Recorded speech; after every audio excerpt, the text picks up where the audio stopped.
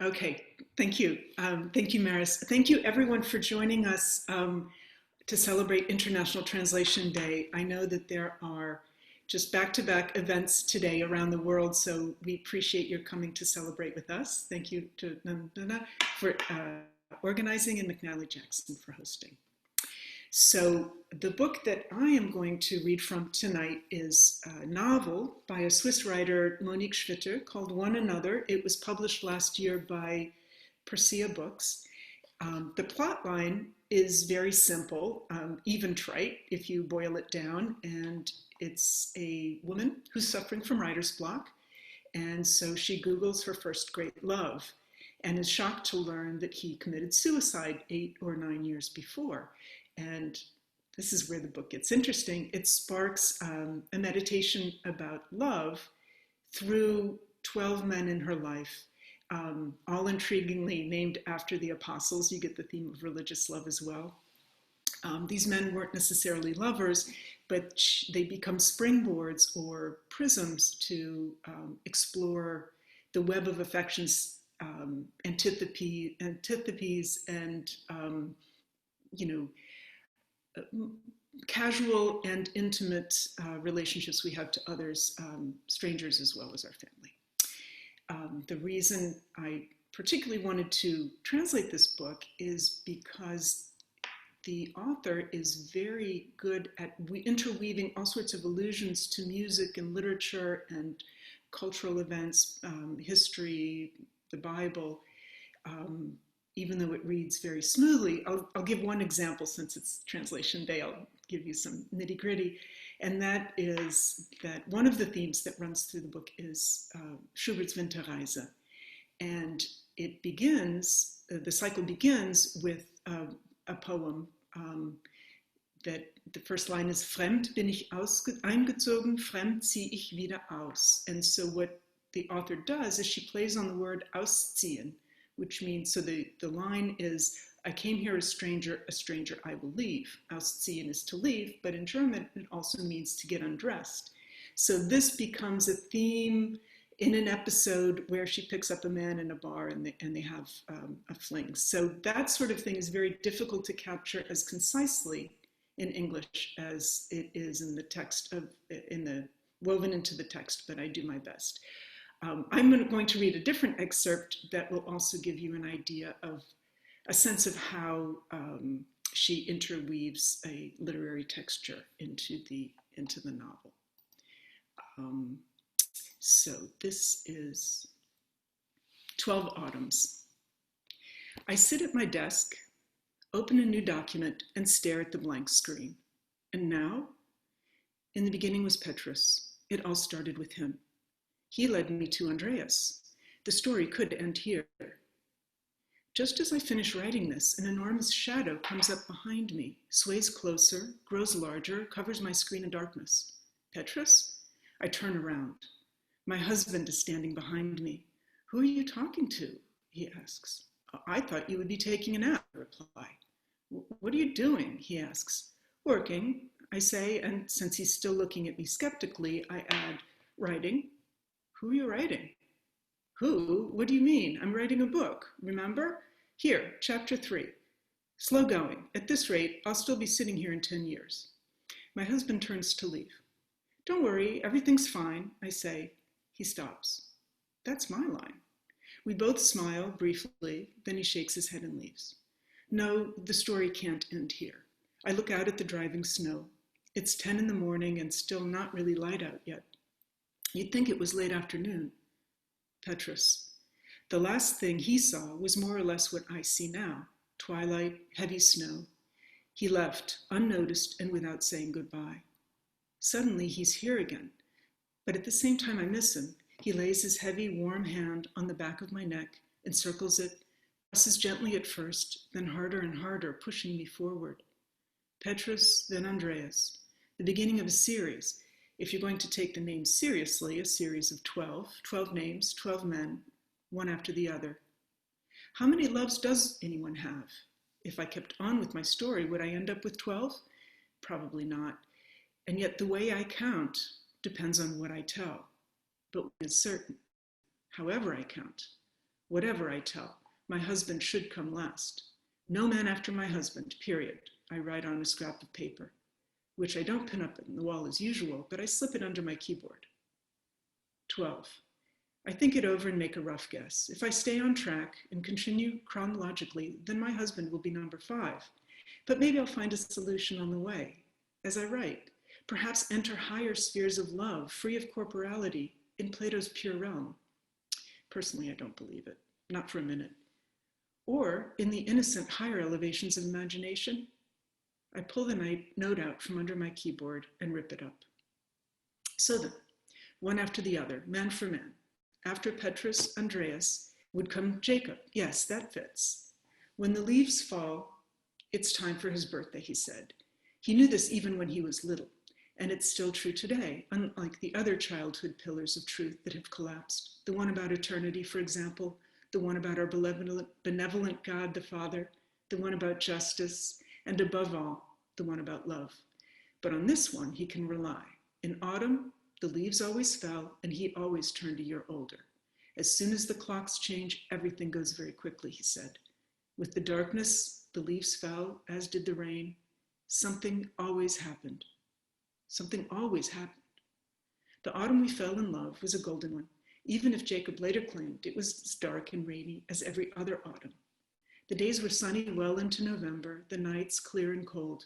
During the day, the foliage glowed an intense yellow, and at night, huge spider webs shimmered in the light of lanterns on the boardwalk. We sat on a bench and listened. After a while, we could hear the spiders at work, and we could distinguish their fine weaving from the rushing of the river, which was especially loud because of a marked drop in elevation. We looked at each other and said, I can hear it, and said, so can I.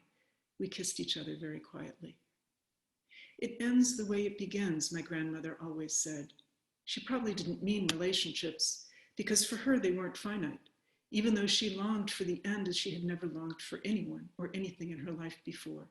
The end meant grandfather's death. When it finally came, she suddenly looked relieved and much younger, almost girlish. She enjoyed the attention she got and smiled coquettishly.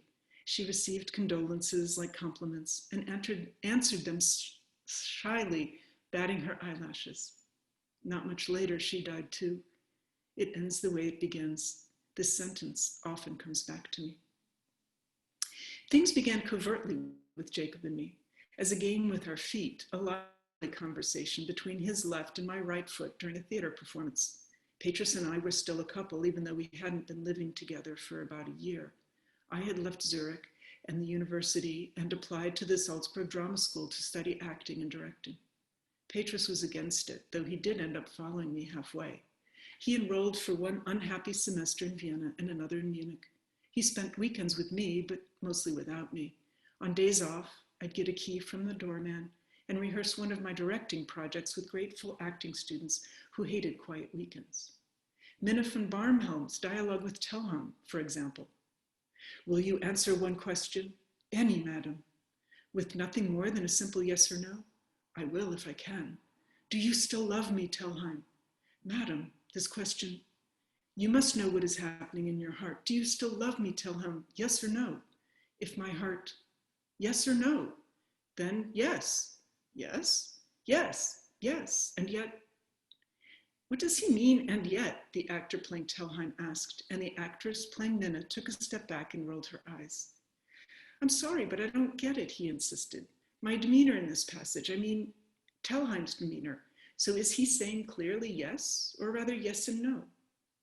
Yes, Petrus and I were a couple, even after my friend Katrin told me a secret one day under the dripping awning of an ice cream store, a secret she absolutely couldn't keep to herself any longer. Petrus had betrayed me with her, or she me with Petrus. You could also look at it that way. Doubly betrayed by lover and friend. That's how to put it. It happened a year before, no, even more, but that's not important, she said. She believed there was no statute of limitations for something like this. None. I tried to follow her logic. I plunged the long spoon deep into the glass and scooped a chunk of chocolate ice cream up from the bottom. Pulled the spoon out slowly, balanced it in my mouth, pushed it in, and was surprised that it was empty. I looked at my lap. at the ugly brown spot on my light-colored trousers. That's disgusting, I said, and grabbed a napkin, but all I did was rub the stain deeper into the fabric. I thought of one applicant who had, a few weeks before, shown up at auditions with a monologue from Faust and had been accepted with enthusiasm. A huge talent, the leader of the audition committee had said. And once he learns how to work, he'll be a candidate for the A-list. He has star potential, no doubt about it. I thought he was cute. His name was either Jacob Boehmer or Jonas Liebig. Those were the names of the two cute ones on the list of accepted students. Let's call it a day and go get a drink, I said. And the actresses were surprised that we were stopping working when it was still light out. We were working on my first production. I had chosen, no surprise, Samuel Beckett's Come and Go. 3 women sit on a bench. In turn, one rises and leaves briefly, upon which the other 2 whisper a secret to each other about the third. The secrets themselves are not revealed, nor are we told where each one went and what she did while she was gone. What bound the 3? Why did each return? What's fascinating is what is not heard and not said, and of course, what isn't seen. This play, the word is misleading, it's a short play, at best a dramaticule, as Beckett called it, is less than 5 minutes long, if you follow his meticulous stage directions. I let the actresses improvise for hours and they developed endless dialogues and backstories. I had them write them out at home only to cross everything shortly before the premiere. Not a single word was spoken that did not come from Beckett, and yet the running time was at least 2 hours.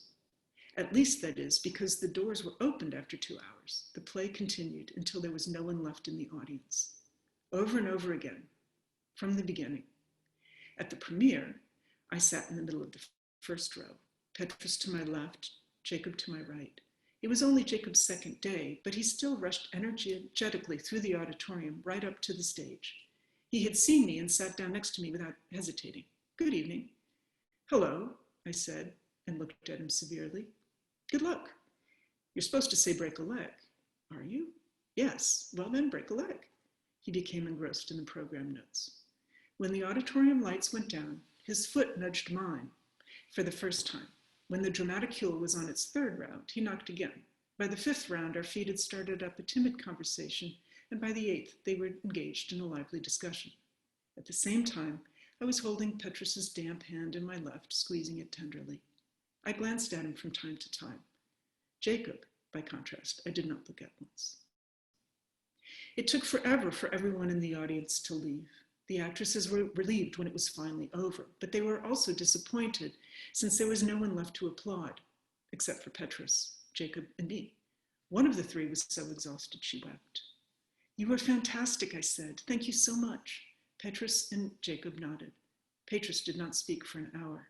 Then he said, 3 is always one too many. What do you mean? Well, people are always formed pairs. Whenever someone stands up, the other 2 scoot closer together. I nodded. He nodded back and explained why my staging didn't hold. The minimum a theatrical production must do is tell a story. It can be a very short one, however banal and simple it may be, right? When, like tonight, there's no beginning or end, then it's not a story. The story is precisely that it never ends, I replied.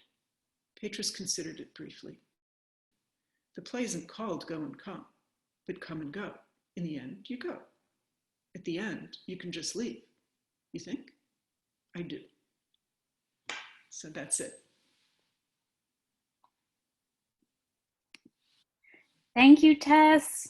That was so lovely. And I've pasted a link to one another to buy from the store if you're so inclined. Next up, I'm so delighted to welcome Linn Cary Mehta. She's taught English and comparative and currently at Barnard College and at NYU, and worked as a program officer in education and culture at the Ford Foundation. Having graduated from Yale and Oxford, she received her Ph.D. from Columbia University in 2004, and in 2015 published Poetry and Politics of Decolonization. A poet and translator, her teaching focuses on 19th and 20th century poetry in English, Spanish, and French, Her writing concerns the interaction of literature and politics during the past century. Welcome, Lynn. I'm unmuting you, making sure. Here she is. Good. Thank you so much, Maris. It's lovely to be here, and many, many thanks to Nandana for bringing us together, and to Tess for being part of this with us. It's really a treat to read with you both, an honor for me. So thank you very, very much. I think we didn't plan this, but by coincidence, Tess was reading a passage from a novel about a play, and I'll be reading from a play. So it's a good sequence. I've been translating plays for a theater group, which is based in the South Bronx called ID Studio Theater. We work largely with the Hispanic population, so most of my translations are from Spanish to English. But a few summers ago, we set up an exchange with our counterpart, a counterpart in Nanterre in France, just outside of Paris, in another area which, like the Bronx, has a lot of immigrants. And the exchange was between late middle schoolers, sort of 7th, 8th, and 9th grade, the beginning of high school. And it happened in the course of 2 summers. At one point, the young people working with us went over to France and performed. And at another point, the French group of young people came back and performed here, actually, in the Alliance Française. And the French theater suggested to us this play, which I ended up translating, called Un riche, trois pauvres, by Jacques Calefert. And it proved to be perfect for that particular group of actors. And I hope I can convey that to you. Humor is famously difficult to translate, but in this case, humor is the essence of this play, and the humor is situational for the most part. So it's the question of how people are placed together. I can't quite say rather than what they say, but it's the situation rather than the content of what they're saying that is funny. It's also more than funny. It's tragic, it's sad, and it's true. It has a lot to do with social commentary in a very French way. So it's all about class, and you can tell that from the title, Un riche, trois pauvres. So the first challenge was how to translate the title. Our society is less focused on class. So somehow a rich man and 3 poor men didn't work. And I didn't want to gender the poor men, because pauvre is open to men or women. Un riche is male. So I turned it around and called it 3 beggars and a rich man. Multiple other choices, a king and 3 beggars, a clown and 3 paupers, 1 have and 3 have nots, all ran through the possibilities, but 3 beggars and a rich man was what seemed most natural. And I think I'll read a little bit from the very beginning. The description of the play is a show for as many characters as you want or can use, with a clown, music, and puppets. In terms of location, somewhere in the vast world. It's universal. Then there's a description of a character who comes out on the stage. So this is the first scene. He ran awkwardly, stumbling around the track, growling like a wild dog with a collar around his neck. Pulling on the leash appears a gigantic policeman, baton in hand. After a while, at the other end of the leash, holding it with one hand, appears Master, portly gentleman, smug, a huge cigar in his mouth. Sets up that's the setting, and now I'll go into the scenes. Nandana and I talked about reading these in parts, which might be better, but I will try to do all the characters myself because we're worried about delays between screens. So the first scene has 3 characters: big brother, little brother, and mother. Big brother: you pretend to be the little mouse and I'll be the cat. Little brother: and then big brother: and then I'll run after you. Little brother: why do you have to run after me? big brother, because you're the little mouse and you're afraid of the cat, little brother. And if I wasn't afraid, big brother, annoying, but you're afraid because you're the little mouse, little brother. Yeah, but even if sometimes I'm not afraid, big brother, plaintive. Mom, he's the little mouse and he doesn't want to be afraid. Mom, very natural. If you are the little mouse, you have to be afraid, darling. Big brother to the little brother. So you see, little brother. Okay, so I'm afraid. And then, big brother. Then if you're afraid, you run away, little brother. And then, big brother. And then I'll catch you and then I'll eat you. Yum, yum, yum, little brother. I don't want you to eat me, big brother. Mom, he's the little mouse and he doesn't want me to eat him. Mom, very natural. If you're the little mouse, you must be eaten, darling. Big brother to the little brother. So, you see, little brother to their mother. And why must the little mouse always be eaten, Mom? Mom, always very natural. Because that's the game, darling. The little mice are always eaten by the big cats. It's always been like that, and there is no reason to change it. A second scene. The characters are two in this case. The owner, who's called Have, and the other, Have Not. Owner, authoritarian. Do not touch. This is mine. Other. And this? Owner. This too. Don't touch. This is mine. Other. And this then? Owner. That's mine too. Don't touch. Other. So what do I have? Myself. There.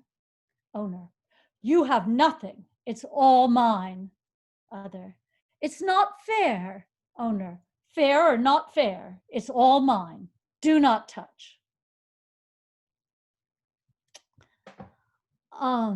A third scene has three characters, a dad, a mom, and a child. And the mom says to dad, why is it dark like this everywhere? Dad, wishing to appear reassured, but still somewhat uncertain in his heart. This is normal. It's the season. Child, Mom, why is it dark like this everywhere? Mom, reassuring. This is normal, my dear. It's just the season. Pause to Dad. Why is it cold like this everywhere? Dad, this is normal. It's the season. Child, Mom, why is it cold like this everywhere? Mom, this is normal, my dear. It's just the season. To Dad, all black, all cold, everywhere. It is hard for us. Dad, I know, but this is normal. Child, Mom, all this black and all this cold. It is too hard, Mom. Mom, we cannot do anything, my dear. It's normal. Dad, suddenly breaking free and cursing space. Why is it dark and cold everywhere, huh? Why is it so hard for us, huh? Raising the finger at the end of his right arm toward an indefinite point, he draws a circle around him, tragically accusing. Is there anyone who can answer? That's the end. That was so charming. Thank you, Lynn.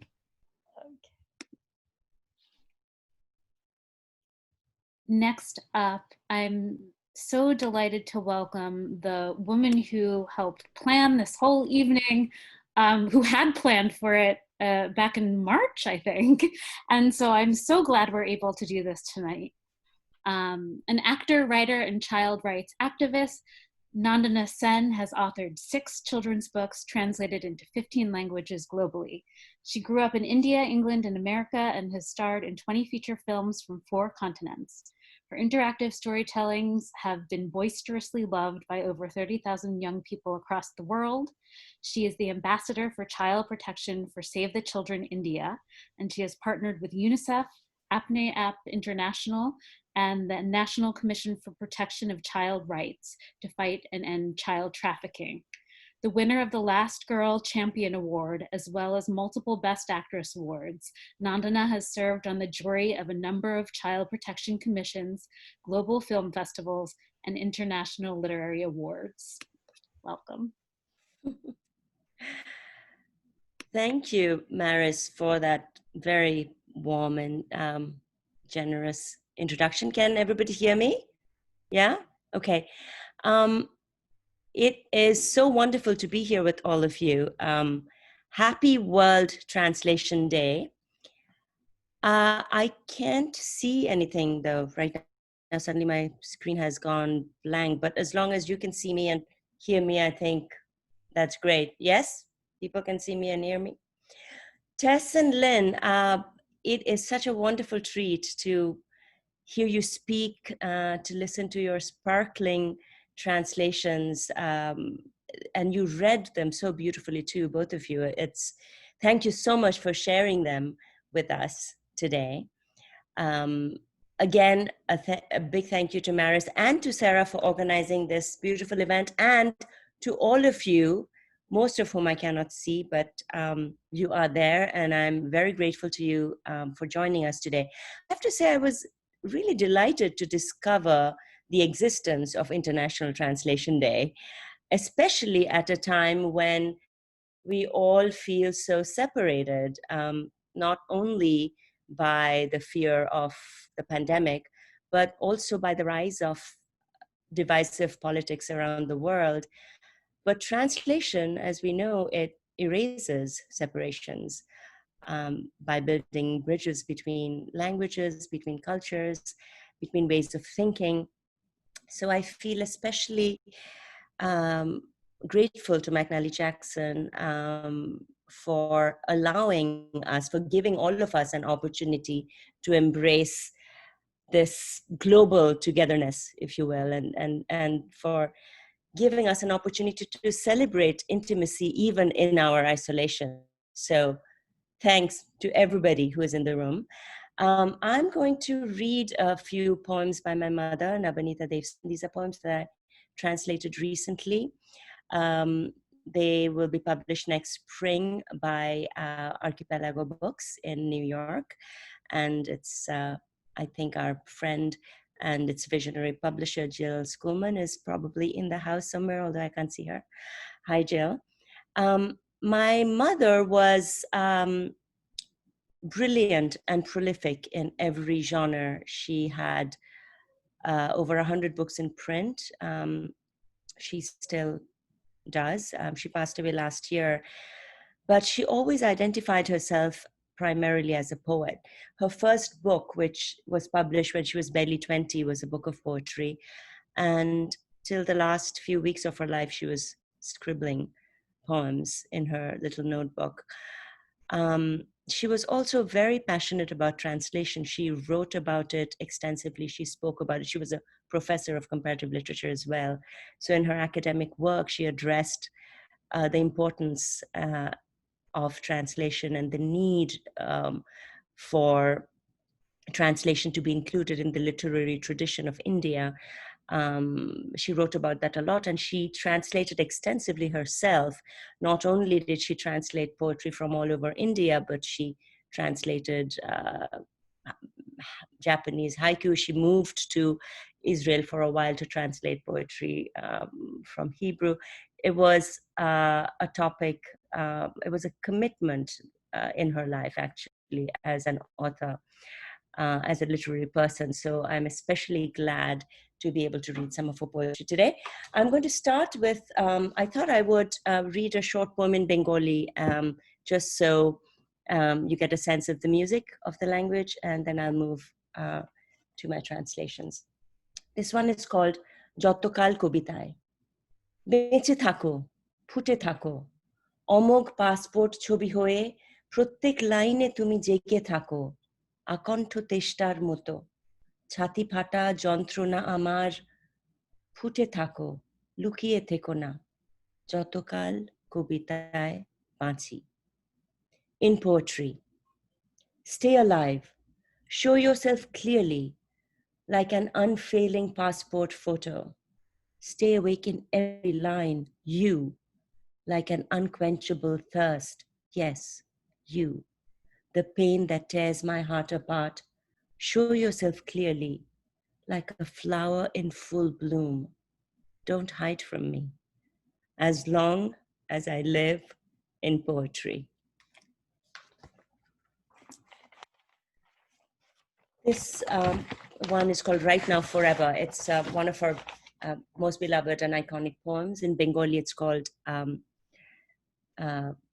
Ei Kal Chirokal, and it's written, it's an incredibly beautiful poem, which is written in quite a complicated pattern of rhyme and rhythm, as well as a language of her own making, which combines archaic words with a kind of everyday casual touch.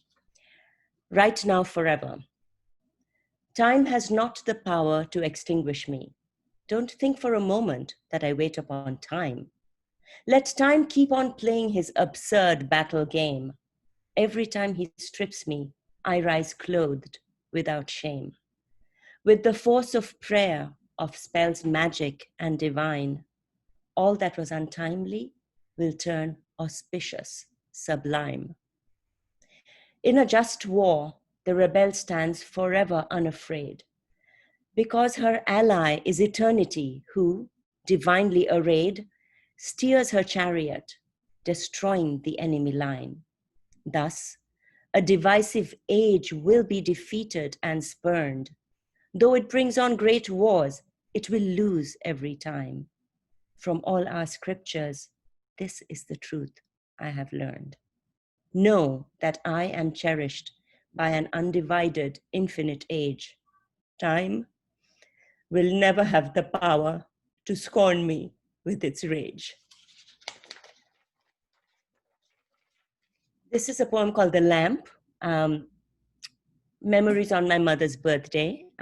She put that as part of the title. This is a poem she wrote for my grandmother, Radharani Devi, who was also a very renowned poet. And my mother wrote this for my grandmother after, on my grandmother's birthday after she passed away.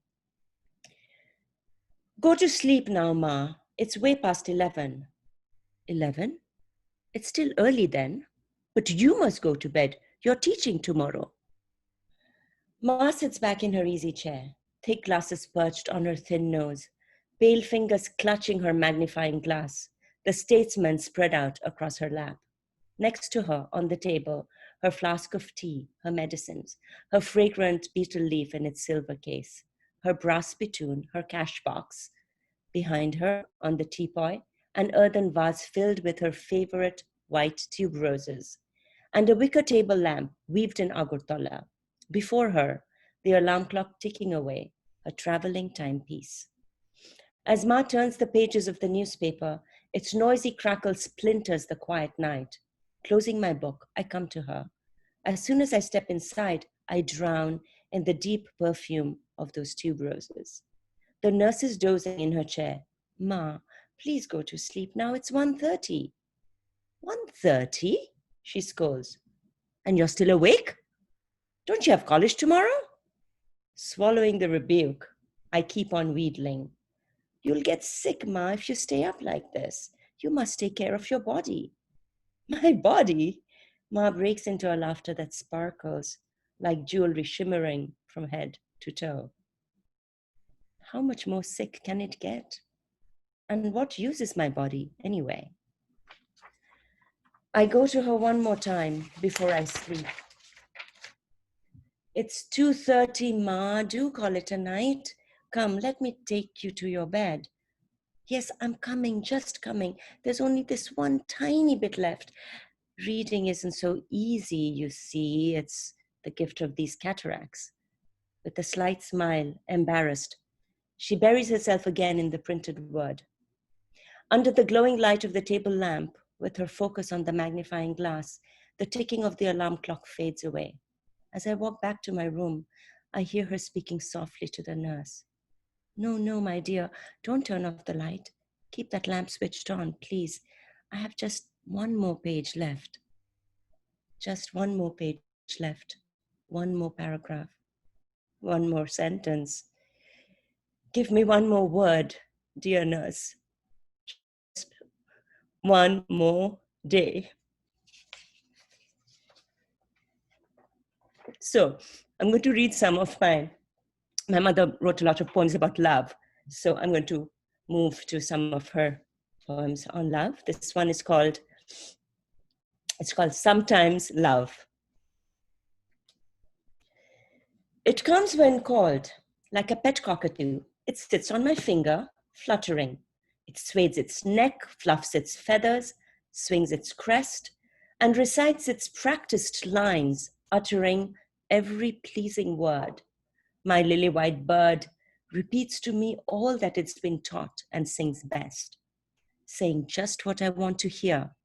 It pours honey into my ear. Then, behind my back, alone, perched on its base, my lily-white pet bird clatters its shiny shackles as it cackles with laughter, shedding feathers in empty space. This one is called In Marriage, Pani Grohan. Stay close, I'm scared. It feels as if this moment is not true. Touch me, like the closest ones touch the body before cremation. This hand, take it, my hand.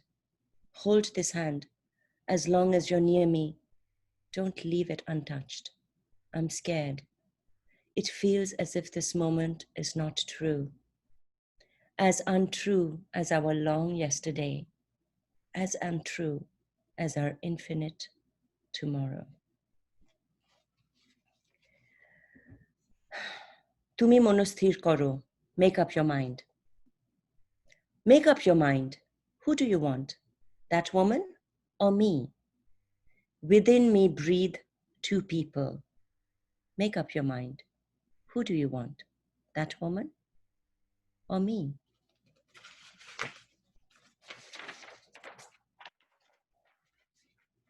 These beloved faces. I can no longer bear to watch my loved ones wilt with age. With my eyes wide open, I can't bear to see these beloved faces melt like clouds. As pond scum thickens around the pools of their eyes, the brows collapse like a dead bird's wings. The lips dry up in the dust like unripe fruit plucked by storms. How everything dries, how everything flies away in the wind like scraps of paper, how everything disappears. How the heart folds up its tent and steps into the road, readying itself to raise a hand and hail a car for hire. To raise that hand, to say goodbye and go. The heart retreats and falls, as I now see. It takes all shining pots and pans from the rack and shatters them on cold stone with a terrible crash. How, in the heat of the sun, all sounds fade away, all traces vanish. These beloved faces, like clouds, change their form and float away.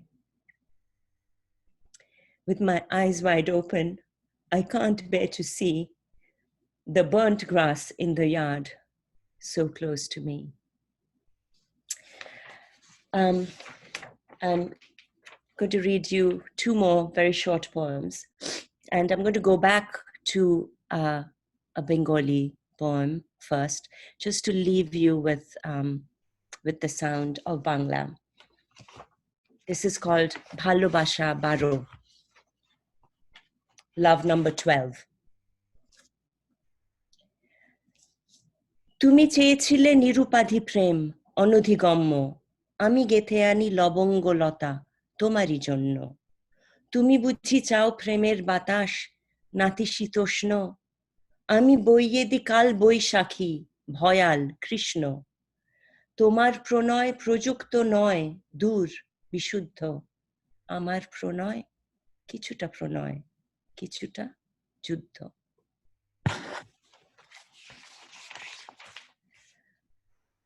You asked for a nameless love out of reach. I weaved your wreath of blooms, each to each. You want love's temperate breeze, softly sighing. I blow you a thunderstorm, terrifying. Your love is detached, afar, chased to its core. My love is in part love and in part war.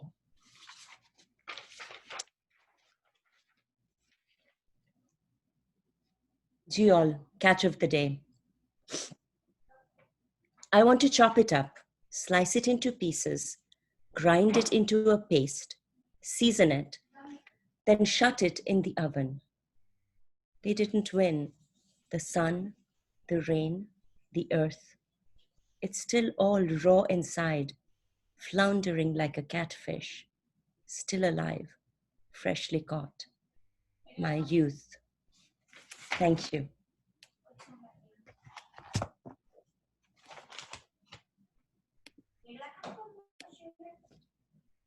So if you have any questions for these three wonderful women, please put them in the chat. In the meantime, if you would like to have your own conversation. I have a question for each, and I'll start with you, Nandana, because you read last, and that is, it's clear from when you read the Bangla how rhythmic and echoing and rhyming your mother's poetry was. How constrained did you feel to stick to those forms, or what was your strategy for dealing with rhymes or rhythms that you couldn't quite reproduce exactly? That's such a great question. You know, I have not given any poem that's written with in rhyme. I have translated in rhyme, and I've, as much as whenever I could, I actually kept to the rhyme scheme that she had also. And also structurally, the way she divided, if it was a sonnet, then I translated it as a sonnet. But it's really hard. It is difficult. And I think the only strategy is sort of time and time and time. I mean, I decided, there were a couple of poems that I decided, as you know, I didn't decide, I tried as an experiment to just focus on the meaning and not on the content and not on the form. Then I went back to them and did it, including the form, and I actually liked them much better because there was the loss to there was a clear loss to not just the music, but also to the meaning of the poetry. Without that. So, but I'm so glad that you asked me that. I kind of, the second poem that I read is a very, very complicated one, and she was the one that's called Right Now Forever, and it was the one poem it's one of the poems that identifies her as a poet. So I struggled with that a lot, but I really felt that I didn't have an option. I couldn't not be true to the rhyme and the rhythm, to the meter as well, as much as I could. And so I did, but thank you so much for noticing that. Did you work on them while she was alive? Did you have a discussion? So of the poems that I read, the only ones the first one that I read called In Poetry, and the last one that I read called Catch of the Day, those were actually published in a book called Make Up Your Mind, and also the poem called Make Up Your Mind.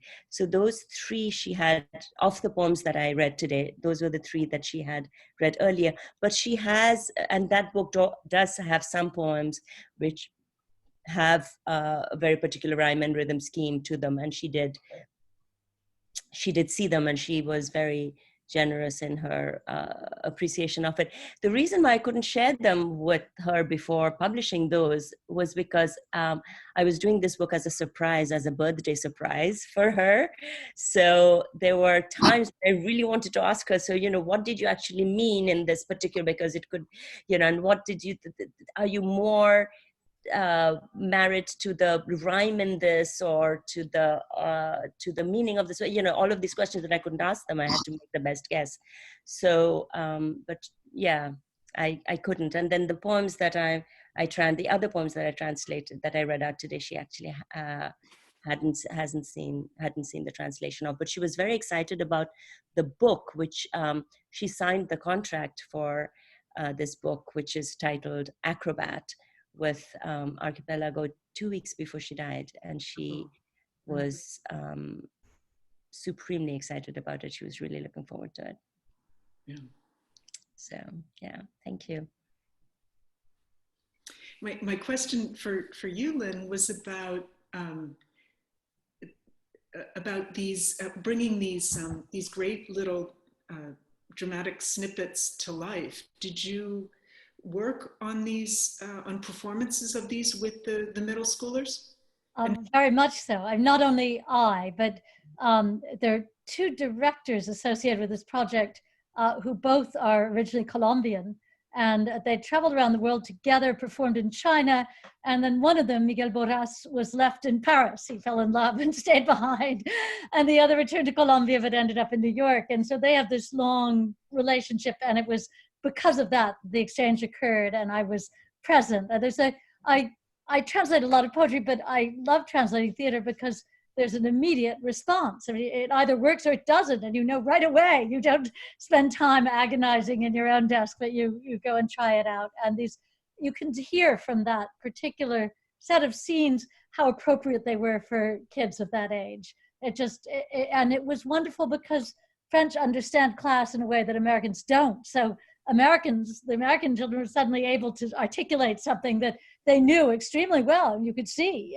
policemen and authority, and they knew it all around them, but they hadn't said it quite in that way before, so it meant a lot to them. Now I'm going to just say one more thing, which is not to your question, but just recollections of Nandana's mother, who was absolutely wonderful. And I was so lucky to meet her about 1981, I guess, when I first went to India for the Ford Foundation. And I was passing through Calcutta, and she actually came out to the airport to meet me. And I remember she rescued me from some Indian official who was trying to get information out of me. And she just whisked me off. And her voice in those poems is so clear and so strong, and so much her, Nandana. The poems themselves capture her, but you've captured it beautifully. So I feel enormously lucky to have known her over these years. I also love Bangla. I love the sound of it, and I'm not, my level is absolutely elementary, but I was able to work with William Radice, who translated Tagore. Tagore, yes. So that was a treat. But anyhow, I wonder, you can pick up from there. Well, it was on her last trip to New York, we had such a lovely evening with you and Ved, and also Mina Alexander, who was another fantastic poet. But I had a question for both of you. You are both, in fact, trilingual, or actually you may in fact be, fluent in more languages than 3, but both of you translate from more than one language, which I can't possibly translate from any language other than Bengali. And I was wondering if both of you could tell us a little bit about that, because you work, are there challenges that are specific to, this is a broad question, but you can answer it however you like. How is it when you, and how do you choose? Are you drawn to particular genres and particular languages, or how is that? Because you translate from French and Spanish, Lynn, right? Okay. And you do French and German at least, Tess, probably other languages as well, right? Just so French. Yeah. So share with us your thoughts. Lynn, go ahead. No, I thought you asked two good questions and we've answered, so it's your turn to answer. I learned French when I was quite young, so actually it's much easier for me to translate from French, but I am just more interested in contemporary German literature. Not that I don't like the French, just not quite as much. But the difficulty I find, or what really is the biggest challenge, is making sure that I have the references and the literary context for each language group. And it's so hard to stay up to date and keep it covered and catch all the nuances and echoes and allusions that I found myself gravitating more towards German because that's what I was doing. And it's easier in the sense that, well, I don't know the words and I have to look up more things and I'm second guessing myself more. I get the intertextual things much more quickly. Fascinating. So ideally I would, take a couple of years and then focus on French again and get my game back up there. But there's only so many hours in the day. I also like to change between the languages because it's like cleansing your palate. It resets, like it's rebooting my mind in a way. So I like the dance between the two, actually. And actually, Tess, I think you're translating Schweizerdeutsch, aren't you? It's not only Hochdeutsch, so you've got that extra language as well. And Austrian German is very different from German and Swiss German. So it's multiple contexts. So it's branches of dialects that it's not easy to navigate. No, it's not. So much of my translation is driven by theater, and right now I'm translating Yerma, Lorca's play, because it got so much attention in New York, but that wonderful performance in the Armory completely lost the poetry of the play. So we've decided to do a reading with subtitles that will keep the language and the music. There's a guitarista and singing, and I hope we can, my objective is to convey the original poetry to an English-speaking audience, which clearly didn't happen at the Armory. So I think my choice of what to translate is often driven by audience, what an audience might be interested in. And yes, and it's also often driven by, I'll say again, the poetry of the language. We have one question from the audience, from Sonia Brown, and this might be an excellent one to end on.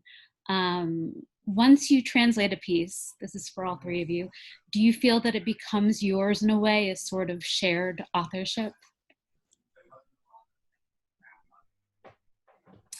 That is, that's contested territory. And there's a whole spectrum of feelings about this, but there's two main camps where people equate the writer and the translator. They say writers are translators. And there's another camp that sees translation definitely as a secondary activity. In fact, Tim Parks has just written yet another one of his screeds against translators who fancy themselves writers. I feel very strongly that while there may be a bad translation, there's no one definitive good translation. And so I feel like I have internalized and even, arrogantly taken ownership a little bit of the text in my version, but I wouldn't necessarily place it above someone else's. It's just, there's different choices that you make and you hear what you hear. In a text, you interpret it a certain way. And so in that sense, it's mine because it's my interpretation and recreation of it. But I wouldn't necessarily be foolhardy enough to claim that it's the only one. It's just mine. Nandana can respond too, because it's for mothers too. It's more complex. I am the least experienced of all. I've only translated my mother's work, and I mean, if I leaving, and you know, it of course feels very, very personal, and I think we felt a kind of ownership over each other that was, you know, that perhaps extended to the work that we did together. But we actually did translation work together for many years. I mean, I started translating her poetry when I was in college. That was a generation ago. So we really loved working together, and there was, I think, that kind of there was a very beautiful kind of blurring of the writerly identity in the work that we did together. But I think that's only possible. That was only possible because she was my mother. If I were to translate another, which I would love to do because I actually really do love translating. I think I would agree with Tess. I think, and we have, because we love international literature, and we kind of grew up with the bilingual books of poetry, and we've read so many different versions of poets, right? I mean, the number of versions that exist of Rumi, I'm sure we all have multiple iterations. Just goes to show that you can't not make it your own. It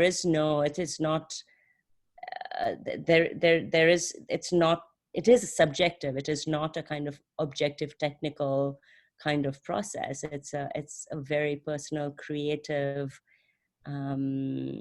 artistic journey.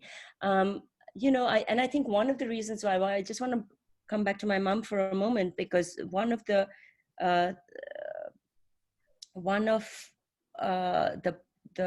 complaints that she had about the literary tradition in India was the fact that translation was not seen as a literary form, and therefore that she had a lot to say about how that was hurting how Indian literature was viewed internationally, because really Indian literature is pretty much equated with Indian writing in English, even though there is very rich Indian literature written in the regional languages, because there really is a poverty in the quality and quantity of translations. It wasn't being represented to the world. And so I think, to answer you, Sonia, I think I'm very much in Tess's camp on this one, although my personal experience of translation has been very different. I guess translation for many writers, and for me, has been a way of, it's a discipline that enriches your own writing. So you're constantly learning from it. And for me, less, I suppose, an end in itself than for some people. I mean, always it's a way of conveying to an audience something that I want to convey. So I don't think the translator's version, which may be one of many, takes over from the original at any point, but it does reach certain audiences at certain times. And one of the most wonderful and famous elements of this is Borges's version of Pierre Menard, author of Don Quixote. So I think it's the language that lives, and I'm with Borges in that. Mm-hmm. Thank you all so much. This has been a really wonderful evening. Thank you, Maris. Thank you. Thank you so much. Thank you for organizing it. Yes, it was such a pleasure. It was so fun. Happy Translation Day, everyone. Buy a translation from McNally Jackson. Yes, please do. Please buy translations and other books from McNally Jackson. And again, a big thank you to you and Sarah for organizing this, for allowing us all to come together today and celebrate. It was wonderful. Thank you. Thank you.